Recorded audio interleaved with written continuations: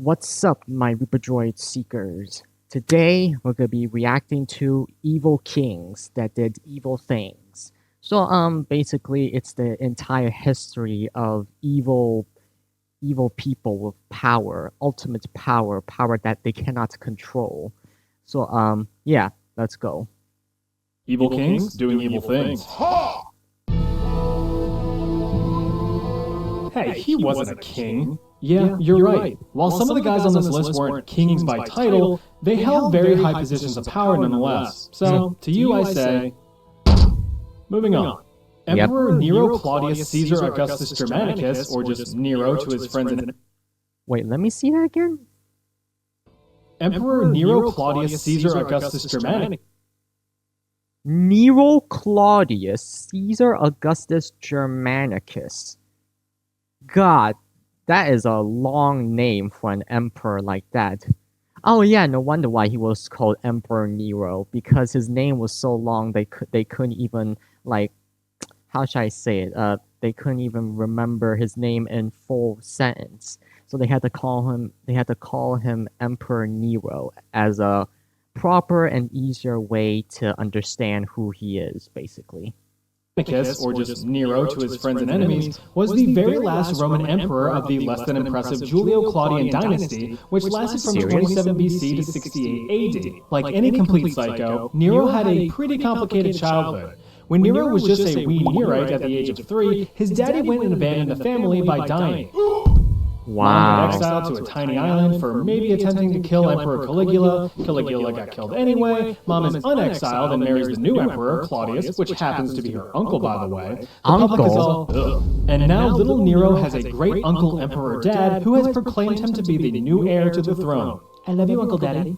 That's a lot to deal with as a child, but the sweet birthday presents help you quickly forget. So why did this happen? Because Nero's mom, Agrippina, was a political savage. Her only interest was power. So much so...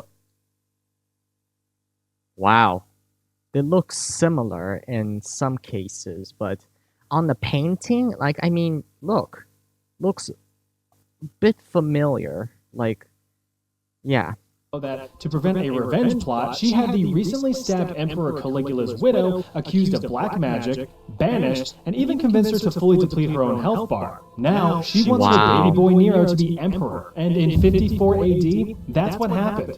Emperor Claudius died under mysterious circumstances. Mysterious in the sense of having a potentially poisonous mushroom just absolutely slammed down his gullet by Agrippina herself. Maybe. Wow. But since the board game Clue had yet to be invented, forensic puzzle solving was pretty minimal. Oh my god! Put that knife down! Someone's just been murdered! Coincidentally, Nero... You know what? That's actually kind of true. Back then, they didn't have a sophisticated and proper detective-type investigation style back then. So yeah, that came out a few generations later, like a few era later, when things were becoming more advanced back then. Nero's stepbrother, Britannicus, who had claim to the throne, also decided to expire around the same time under mysterious circumstances. So now, at just 16 years old, Nero is emperor. Yes! Yes! So how did he do being emperor? He actually started off pretty well. He banned capital punishment, expanded the arts, gave disaster relief aid to neighboring cities, reduced taxes, and even gave some rights to slaves. You're telling me that this guy yet did evil things before that, when at the very beginning, after when Emperor Nero became emperor, Nero became emperor, as we all know, Emperor Nero, he did all these good things. So what is he evil about? That's what we're gonna get into right now. Seems like a pretty nice guy, actually. Uh-oh, this is getting clickbaity. We're already 2 minutes in, where's all the evil stuff? Well, for one, he married his stepsister as a power move, which is gross, but not evil. Since the relationship was void of any real love, Nero started poking around, in other women's hoo-has, one of which was Poppaea Sabina, a local town babe who was already married. Well, Nero pops Poppaea and puts a baby in her belly. This little stunt ticked off his mom, who was trying to maximize power through having a mentally stable emperor's son. Since Nero didn't think that his mom's attitude was very cash money of her, he had her assassinated, but made it look like an accident. Wow. This is regarded as the turning point in Nero's reign, and when all the ancient shit started to hit the ancient fan. He began going a bit kill happy. Next, he divorced his stepsister, had her exiled, killed, and took her head as a trophy, apparently under Poppeia's influence. That is but not just to worry, Nero did a wow. 360, turned around, and forward smashed Poppaea and their unborn child off stage. That's one problem taken care of. Nero went unhinged. He had several close friends and political rivals murdered, had a former slave castrated, then married him, and even had a senator murdered just because his expressions were too boring. Oh, would you look at that? I'm dying now. Okay. Ouch. But Nero's crowning moment in history comes in the year 64, where he allegedly started a small fire in a suspiciously flammable merchant shop. According to some sources, Nero wanted to make way for a newer, more elegant, and ornate palace. And you know what they say, in order to make an omelet, you have to burn down your city. About 71% of Rome was destroyed in the Great Fire in 64 AD. There's rumors that Nero shredded on the fiddle or lute during all this, but there's no actual proof of that claim. But like, could you imagine? Eventually, Nero's frequent and dangerously wacky antics forced the Senate to declare him a public enemy. But Nero said that he wouldn't be taken alive. And he wasn't. He went from 0 to 0 by slamming a knife into his own neck, thus ending his 13-year reign. Talk about a Nero-death experience. King Ferdinand. King Ferdinand the First. I think this is Spain now. I don't know what this is about. This is actually this part of history is new to me. King Ferdinand the First. I think he was a Spanish king of Spain. Yeah, I think. I don't know.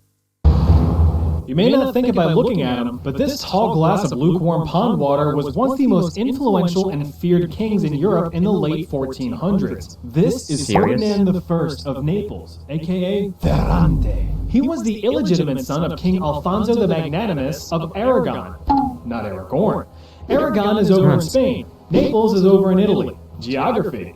When Alfonso left this mortal coil, Ferdinand inherited the crown of Naples at the age of 35. Wow. Now listen, if you're going to control a kingdom, seldom do kind kings succeed. Though he did bring about 20 years of peace and prosperity to his own kingdom, he was cruel and vile to his enemies, which, I mean, makes sense. You can't conquer with forgiveness and love, you would just get conquered yourself. That being the case, Ferdinand got a reputation for being rather ruthless. Basically, if you crossed a guy or got on his bad side, you were marked for an unpleasant death. Wow. An example of this was early on in his reign in 1462, when several nobles led a revolt against him, trying to put some ham-hock of a human on the throne instead. But Ferdinand put a swift end to that gaggle of rabble-rousers, and the nobles were put in the corner. After many years of keeping his enemies in check, the Ottoman Empire decided it was time to do Ottoman Empire things and invaded Naples in 1480. The southeast region of Salento fell to the Furniture Empire after a few weeks. This caused Ferdinand to panic and declare that everyone should be all hands on deck to fill the kingdom's coffers to fight back the invading Ottomans, and were eventually successful. Wow. But the heavy tax burdens pissed off the no-good, unthankful nobles. They led yet another rebellion against Ferdinand, to which he said, okay, and seized their property and wealth. The nobles gave up yet again, but Ferdinand wanted to put an end to this once and for all. Fool me once, shame on you. Fool me twice, you're fucking dead. So Ferdinand set up a meeting to grant the rebels amnesty and forgiveness. At said meeting, a deal was struck and the rebels were quickly forgiven, and also quickly murdered. Wow. As a warning to any future conspirators, King Ferdinand had their bodies mummified, stuffed, dressed, and put on display in what he called his Black Museum. Listen here, Ferdinand. I think some things need to change around here. Oh, really?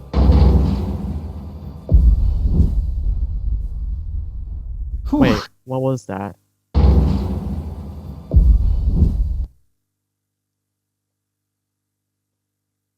Wait a minute. I recognize that character. On the bottom left screen, you'll see R.D.L.E's Academy. R.D.L.E Academy, I think his YouTube channel was called. Man, I haven't seen any of his videos for a long time. I think the first video I did, or maybe a few times I did, was maybe something about the history of weapons and and siege weapons, I think, or inventions. I forgot what was. Yeah. Whew, you're doing such a good job as king. Excuse me while I go and unshit my pants. Ferdinand eventually died of butthole cancer, and Naples fell to the French soon after. Tamerlane, Timur the Lame. That's his actual name? Serious? Now the title lame here isn't what you think it is. Instead of being lame like some dumb nerd, Timur was lame in the sense of being disabled. While committing casual sheep theft, as children do, young Timur took an arrow to the knee and an arrow to the hand, which caused lifelong injury. But do you think being reduced down to the usefulness of a cup of tapioca pudding is going to stop this future conquering warlord? Definitely not. Wow. In fact, little Timur grew up to be an extremely cruel but highly intelligent and effective military tactician. Through his efforts, the Turco-Mongol warlord conquered most of Western and Central Asia, Caucasia, Persia, the Middle East, and parts of South Asia and Eastern Europe by 1404. All while forming an empire to call his own. The Timurid Empire. Not bad for running on a 50% limb deficit. During his conquests, he spread destruction and terror almost everywhere he went. Because that's kind of what conquerors do. Remember, real power is taken, not given.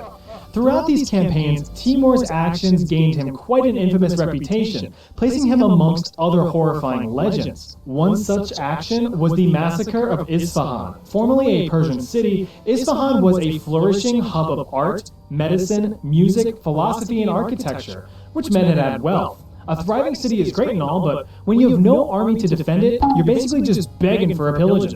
Oh no, I hope no one takes my hard-earned money. Ugh, my coins are just spilling out. Please don't plunder me pockets. Is this a sexual thing? It could be. So with little to no defense in place, Timur waltzed right in and was all, this is mine now. And Isfahan was all, fair enough, surrendering immediately. As an act of mercy, Timur spared the population, did some light looting, and left some soldiers in command as he went on his next conquest. Wow. Well, a few young hooligans decided to be heroes and murdered Timur's soldiers. Bad move. Timur caught wind of this and immediately hightailed it back to Isfahan. In a completely level-headed and reasonable response, he ordered the slaughter of every man, woman, and child in the city. He gave each of his soldiers a quota of heads to bring in. If they failed to collect the craniums, they would lose their own noggins to add to the count. One by one, each citizen was cut down.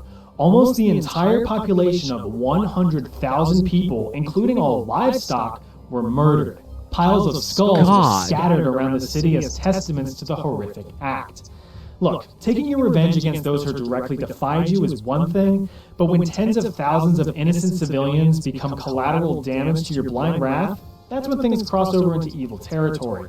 One surviving prisoner stated that Timur, quote, ordered the women and children to be taken to a plain outside the city, and ordered the children under 7 years of age to be placed apart, and ordered his people to ride over these same children. When his counselors and the mothers of the children saw this, they fell at his feet and begged that he would not kill them. He would not listen, and ordered that they should be ridden over. But none would be the first to do so. He got angry and rode himself among them, and said, now I should like to see, who will not ride after me? Then they were obliged to ride over the children, and they were all trampled upon. There were 7,000. Yeah, Timur was a pretty bad dude.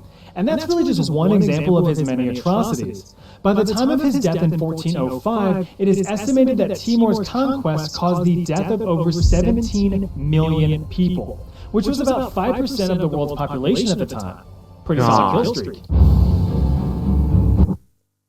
King Ji of Xia. I think this is China now, I think. Yeah, China. The Xia dynasty, the very first dynasty in ancient China, is estimated to have been founded around 2070 BC and remained in power for several hundreds of years. Wow. Until this guy showed up. King Jie was the last ruler of the Xia dynasty, which most certainly means that he royally fudged up in some shape or form. So what happened? Not surprisingly, Jie had a reputation as a cruel tyrant. He was the big cheese around these parts, and he wanted everyone to know that at all times. But you could argue that Jie was ahead of his time. Because instead of focusing on ways to better his empire, like any good emperor would, he only sought ways to make life better for himself and his closest buddies, like modern politicians. He also loved spending money, tons of it. He would drain the kingdom's coffers on frivolous activities like luxurious palace upgrades, endless entertainment, and smashing some gash with the royal concubines. When he ran out of money, he would either raise taxes to continue to fund his lifestyle, or randomly invade small neighboring towns to relieve them of their hard-earned money and their women. On one particularly lucrative expedition, GA decided to ravage the local Yu-Shi clan. What's that? Open up, Yu-Shi, I know you're in there. Oh, sorry. Wrong clan. There we go. The Yu-Shi clan didn't want to put up a fight because they knew they would get their shit kicked in, so they instantly surrendered. As you can see, they were pretty smart. The clan offered up a substantial bounty of riches for King Ga to hit the road. But since the king had a boner for spilling blood, he felt flaccid and defeated by an enemy who quickly gave up without a fight. Before King Ga could act, the chief of the Yu-Shi clan offered one more prize. A beautiful woman by the name of Moshi. Enamored by her obvious beauty, King Ga swiftly accepted the offer. I love you. Ga became unhealthily obsessed with Moshi, trying anything and everything to please her. He once had servants dig a lake and fill it with wine so the couple could... Wait, I just noticed something. ...anything to please her. He once had... Now that's interesting. Why is that one, its face, like white? Like seriously, there's paintings of every face except for that one. Why is that? Is it that because no one wants to know what it looks like or something? Or is it because who knows what? But that is just interestingly suspicious. Why would they do that? Like if you look right next to King Ji, the woman that is right next to King Ji, her face is like empty. Like you don't see nothing. It's like the painting is like not completed yet, basically. Servants dig a lake and fill it with wine so the couple could bathe, drink, and flop around on and in each other. I mean, the lake was just full of completely disgusting fluids. Now that it was properly flavored, 3,000 men were then commanded to drink the lake dry. They drowned. After learning that his nearest, dearest, darlingest love weirdly enjoyed the ASMR pleasures of tearing silk, he demanded that the finest silks from the farthest reaches of the kingdom be brought before him so he could rip them for her. All these dumbass endeavors continued to clear out the kingdom's already scant reserves, so it was time to fundraise. Okay, fellas, taxes are going up again. What the fuck, GA? We can't afford to live like this. You don't understand. I'm this close to getting her to notice me. Stop being a simp. Alright, that guy? Someone kill that guy. You're still a simp, you know. I know. Basically, over the next several years, all the pissed off and neglected subjects and neighbors started feeling pissed off and neglected. So they turned their attention to a newer, cooler guy. Instead of GA of Shia, now they wanted Tang of Shang. How funny is that?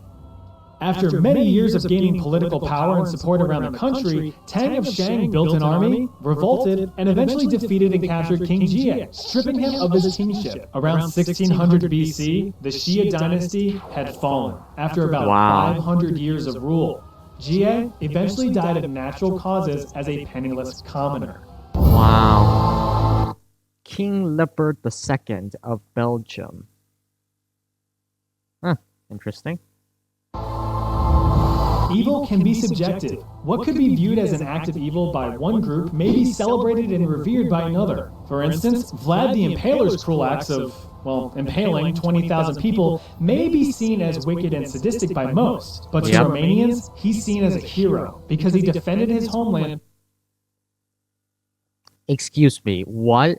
You're telling me Vlad the Impaler, who used an actual log and sharpened it and tried to, like, you know, what we saw a moment ago, and all of a sudden the Romanians saw him as a hero? That's so wrong. That is just so wrong. And from the invading Ottoman Empire. But then there's just completely unjustifiable evil assholes, like King Leopold II of Belgium. What do you think of when you think of Belgium? Waffles? Chocolate? Well, how about indigenous genocide? Yeah, in case you didn't know, the Belgian crown was once in possession of one of, if not the, bloodiest European colonies in African history. At the Berlin Conference in 1884, King Leopold II sought to expand his fortune by staking claim to the Congo, over 900,000 square miles of African rainforest in the present-day Democratic Republic of the Congo. To sweeten the deal, Leo formed the International African Association under the guise that it was for humanitarian and philanthropic purposes. Also to establish free trade between the European countries, which was the real selling point. With that, the other colonizing European countries of France, Germany, Italy, Spain, Portugal, and the United Kingdom welcomed Belgium's claim to the land, and King Leopold II was now the sole owner of the ironically named Congo Free State. There was nothing free about it. King Leo's only interest was to extract as much resources and wealth from the land by any means necessary. In order to do that, he needed manpower, so he forced new laws on the Congolese chieftains to implement within their own communities. Those who resisted were swiftly eradicated by other Congolese communities who were backed by the Belgian crown. Initial collection and trade of precious ivory exports weren't the best for profit margins, so not as much money was being made as expected, causing the colony to fall into massive debt. But with the invention and development of automobiles in the late 1800s, the demand for tires shot through the thatched roof. In order to make tires, you need rubber. What? I remembered something. Madagascar, if I remember correctly. They had rubber as well. And somewhere in Africa also has a lot of rubber, because you know where rubber is made? You go to these trees and you try to like extract the fluid, basically the tree sap out of those trees.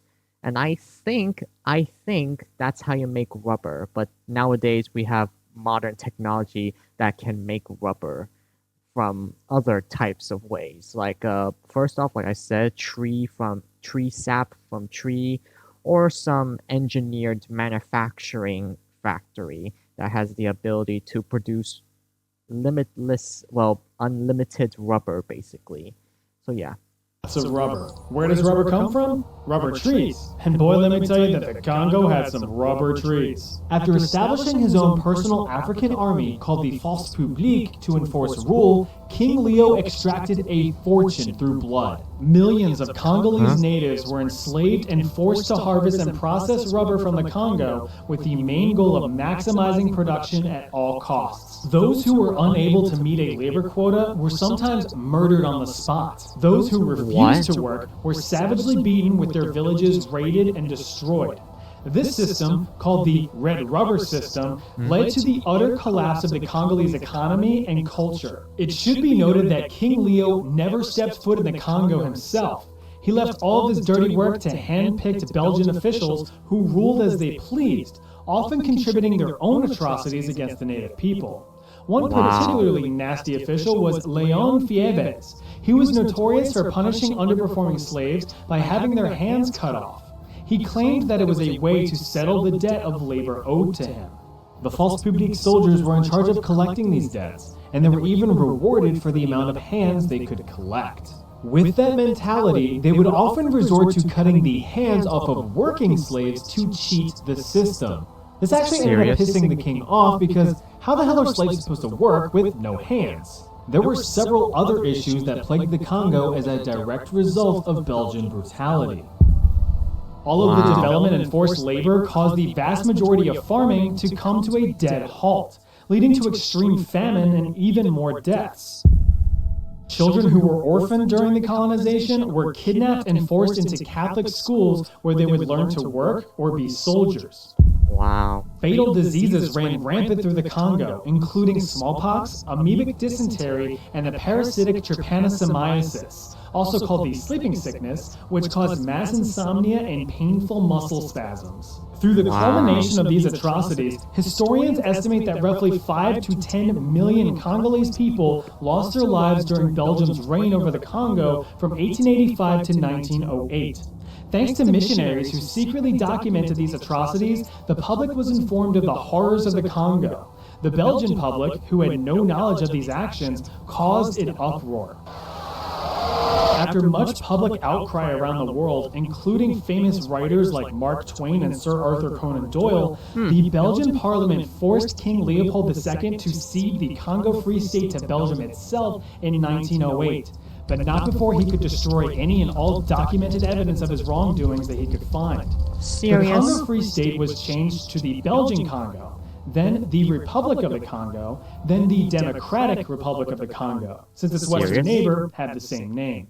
King Leopold died a year later in 1909, and the public dunked on his funeral with loud booing and heckling. Even today, many Belgians are ashamed of their late monarch's atrocious behavior and demonstration of how evil a human could be.